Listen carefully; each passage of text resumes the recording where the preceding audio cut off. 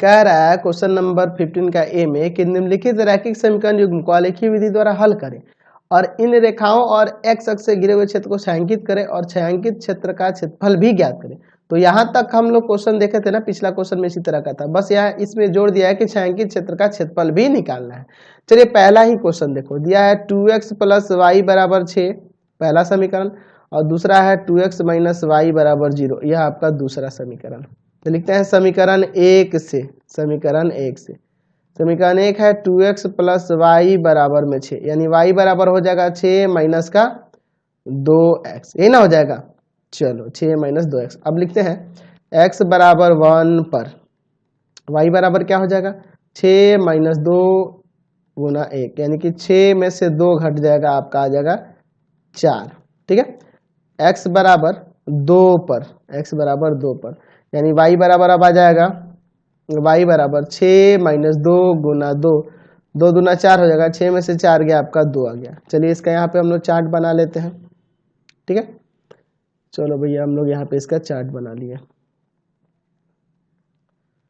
ये हो गया इसका तैयार। अब देखो यहाँ पे एक्स वाई ले लेते हैं, एक्स वाई, तो एक्स की जगह 1 रखे हैं तो वाई का आया है 4, जब एक्स की जगह 2 रखे हैं तो वाई का आया है 2। ठीक है, चलिए अब लिखते हैं समीकरण 2 से, समीकरण 2 से, समीकरण 2 से, तो क्या है 2x - y = 0।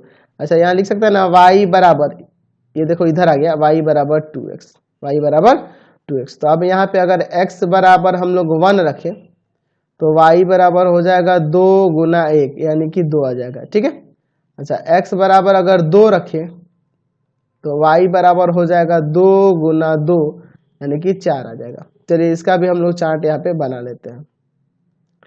ठीक है, फिर हम लोग इसका आलेख खींचेंगे और फिर हम लोग एक्स अक्ष और इनसे घिरे, इन रेखाओं से घिरे हुए क्षेत्र को छायांकित करके क्षेत्रफल भी निकालेंगे। चलिए तो यहाँ पे ले लेते हैं x और यहाँ पे y। x की जगह जब 1 रखे तो y का आया है 2, और x की जगह 2 रखे तो y का आया है 4, यही ना हुआ है आपका। चलिए तब इसका आलेख बनाते हैं, यहाँ पे ग्राफ पेपर ले लिए हैं और यहाँ पे दर्शाते हैं वैल्यूज को। ठीक है, काफ़ी है, हम लोग 4 तक ही तो ले जाना यार, क्या दिक्कत है। तो यहाँ से भी खींच सकते हैं हम लोग एक्स एक्सिस और इस पर यह वाई एक्सिस हो जाएगा। ध्यान से खींचना एकदम, ग्राफ अगर आप समझ गए हो तो मुझे नहीं लगता आप कोई दिक्कत होने वाली है। एक्स, एक्स डैश, वाई और नीचे आप दे दो वाई डैश। यहाँ 1 2 3 4 काफ़ी है, 1 2 3 और यहाँ पे 4, इधर -1 -2 -3 -4, माइनस में तो कोई खास मतलब है नहीं, -1 -2 -3 -4।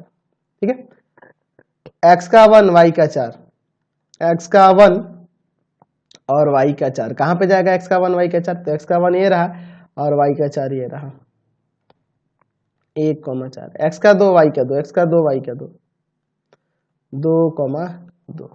ठीक है, चलो तो इनसे होकर जाने वाली रेखा जो होगी इस तरह से जाएगी, ये ना हो जाएगा आपका। थोड़ा सा इस पे ऐसे ले जाते हैं, ठीक है, थोड़ा सा और यह इस पे आ जाएगा। चलिए ऐसे ही ना जाएगा, ये थोड़ा सा ऐसे होगा इस पे, एकदम ध्यान देखना, ध्यान से लिखना, थोड़ा भी गलत नहीं होना चाहिए। ठीक, चलिए यही ना देखा जाएगी। और इसका समीकरण लिख दो, तो इसका समीकरण आपने देखा था क्या था, 2x + y = 6। चलिए 2x + y = 6, 2x + y = 6।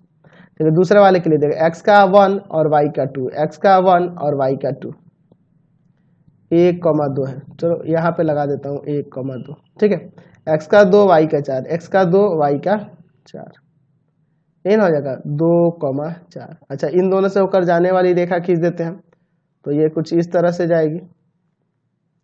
ठीक है, सोच समझ के खींचना, कुछ गड़बड़ नहीं करना, ध्यान देना एकदम। चलिए यही ना हो जाएगा। चलो भैया ये हो गया, दूसरी वाली रेखा हो गई। तो दूसरी वाली रेखा क्या है, तो 2x - y = 0, यही था 2x - y = 0, 2x - y = 0। ठीक है, अब समझो यहाँ पे हमें इसका हल निकालना, तो हल तो यही ना प्रतिच्छेद बिंदु हो जाएगा। तो ये कहाँ गया है, x का मान यहाँ पे सामने कहाँ आ रहा है, 1 और 2 के एकदम बीचों बीच आ रहा है, यानी कि x का मान 3/2 हो जाएगा और y का मान 3 हो जाएगा। ठीक है, x का मान 3/2 और y का मान यहाँ पर 3 हो जाएगा। समझ में आया? फिर क्वेश्चन में क्या कर रहा है, क्वेश्चन में आगे कह रहा है कि इन रेखाओं और x अक्ष से घिरे क्षेत्र के छायांकित करना है और छायांकित क्षेत्र का क्षेत्रफल भी निकालना है। तो देखिए ये रेखाएं हो गई और x अक्ष कौन है, ये है, तो इनसे घिरा हुआ क्षेत्र ही ना है, तो इसको छायांकित करना था, छायांकित कर दिए, और इसका क्षेत्रफल भी निकालना है। तो इसका क्षेत्रफल निकालने के लिए समझो, यहां से यहां तक इसका आधार हो जाएगा और ये वाली ऊंचाई हो जाएगी, यही ना होगा। तो चलिए अगर हम आधार की बात करें, यहां से यहां तक की लंबाई तो 3 इकाई है, 3 इकाई है आधार, और ऊंचाई की बात करें तो ऊंचाई जो है यहां से यहां तक, तो ये अभी आपका 3 ही इकाई दिख रहा है ना, मतलब y का मान यहां से यहां तक 3 इकाई ना है। चलिए तो ये अभी आपका 3 इकाई है। तो हम लोग जानते हैं यहां से कि त्रिभुज का क्षेत्रफल, इसका कुछ नाम दे दिया जाए क्या, OAB, त्रिभुज OAB का क्षेत्रफल बराबर हो जाएगा 1/2, आधार हो जाएगा आपका OB और ऊंचाई हो जाएगा आपका AD। ठीक है, तो आपको गिन लेना है यहाँ से 1 इकाई, 2 इकाई, 3 इकाई, और यहाँ से भी 1 इकाई, 2 इकाई, 3 इकाई, यानी कि 1/2 गुना 3 गुना 3। ठीक है, तो 3 दिया 9/2 वर्ग इकाई, 9/2 वर्ग इकाई, चाहे तो पॉइंट में भी कर सकते हैं, 4.5 वर्ग इकाई।